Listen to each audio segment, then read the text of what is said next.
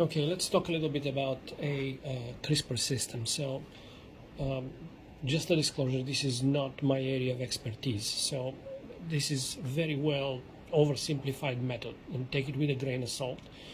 And I will advise probably go to YouTube. There are excellent videos about more detail, in more detail about the CRISPR. Okay, so what are CRISPR in general? These are a cluster of regular interspace short palindromic repeats, okay, which are indicated here with a yellow color.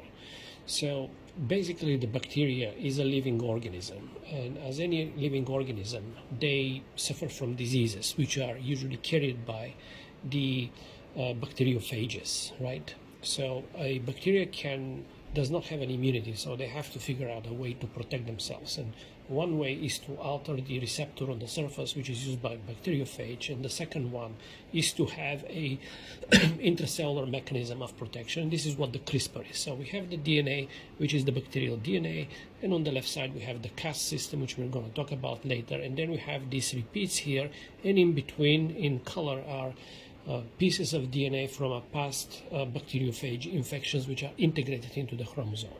So this piece here can be actually copied, and we can make RNA of it. And this RNA, we can chop it down to a smaller pieces in which we have a repeat plus associated piece of a viral DNA from the past.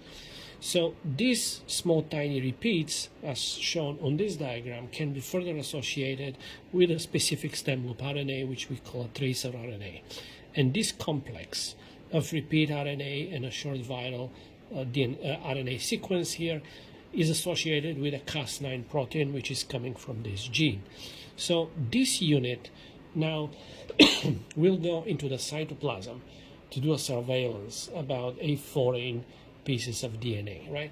So every time this system encounters a complementary DNA, okay, like in this particular wave, so because there is a new bacteriophage DNA that's been injected into the cell wall, then the Cas9 system will basically unwind the DNA, is going to open it up and align the RNA together with the stem loop system.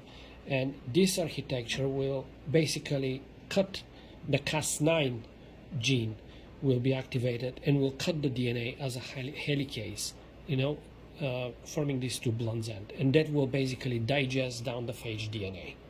Okay, so this is a form of bacterial protection from viral infection. How we use this in molecular biology as a biotechnology, that is a completely different topic.